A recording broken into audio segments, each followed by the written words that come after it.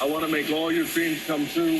The final boss will make all of your dreams come true, even the dreams you never knew you could dream. Every opportunity you ever thought of is going to come true.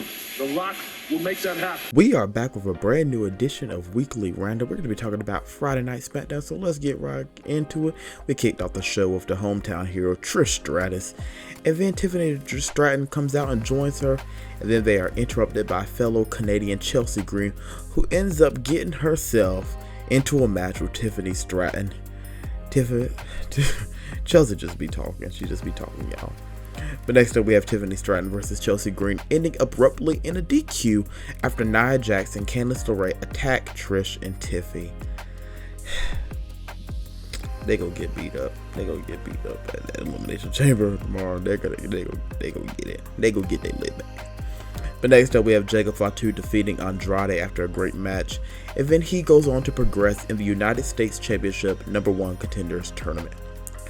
And then next up we have the match between Los Garzas and the Street Profits, turning into an all-out brawl between them, DIY, Motor City Machine Guns, and Pretty Deadly. This was an amazing segment. I hope they hold off to doing the match until WrestleMania. It'll be great to have another ladder match, and this tag team division from Friday Night Smackdown is on fire. Raw, not so much. NXT, well, that's the daggone best wrestling show on the daggone planet right now. But this SmackDown tag team division is something else, and I hope it ends up colliding into a main event. Well, at least a main event caliber tag team match at WrestleMania for the titles. But next up, we have Drew McIntyre coming out, and he calls out Cena, he calls out CM Punk, and then Damian Priest comes out and says that McIntyre is doing nothing but complaining. He thinks he's delusional. And then Seth Rollins comes out, and then eventually Punk, and then eventually Logan Paul comes out and trolls everybody by coming out to John Cena's music. And we just have a segment where everybody's just going back and forth, and let's just say the chamber is stacked, folks. The chamber is stacked. But next up, we have LA Knight defeating Santos Escobar to also advance in the United States #1 Contender Tournament after a pretty good match between the two. And then we go on to having Sami Zayn, who was in ring in the arena, and Kevin Owens, who was alone in the ring at the Rogers Center, having a brutal exchange ahead of the biggest match of their careers.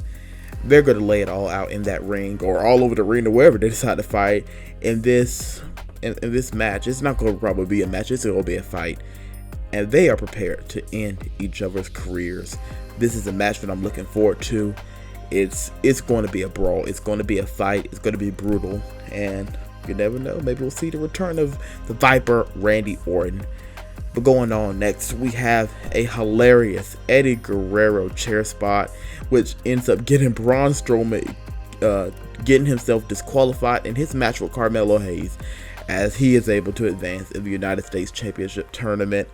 What a good way to get Carmelo Hayes a win. He did the Eddie Guerrero spot, the chair spot. Braun gets disqualified and Carmelo advances. What a smart move. But next up, we have Roxanne Perez, Raquel Rodriguez, and Liv Morgan defeating the team of Bianca Belair, Naomi, and Bayley after a good 6-woman tag team match. And then immediately afterwards, Alexa Bliss takes out Roxanne Perez. This women's chamber, folks, it looks pretty stacked as well. The men's, the women's, it's like almost unpredictable. My favorite to win the Elimination Chamber, I don't even know at this point, because like it could go either way. Your safe choices are Bianca Belair or Liv Morgan, but I kind of low-key want to see Roxanne win the entire thing. I don't know, but we'll see. But next up, we have an amazing triple threat match for the #1 contender spot to the United States Championship. We have LA Knight going up against Carmelo Hayes and Jacob Fatu, and Knight is able to pick up a win. Jacob did all the heavy work. He pulled Jacob out of the ring, pinned Carmelo Hayes, and was able to get the win. And he's now the #1 contender for Shinsuke Nakamura's United States Championship. But in the main event segment of the night, Cody Rhodes meets in the ring with Michael Cole. He's talking about the offer that The Rock has given him.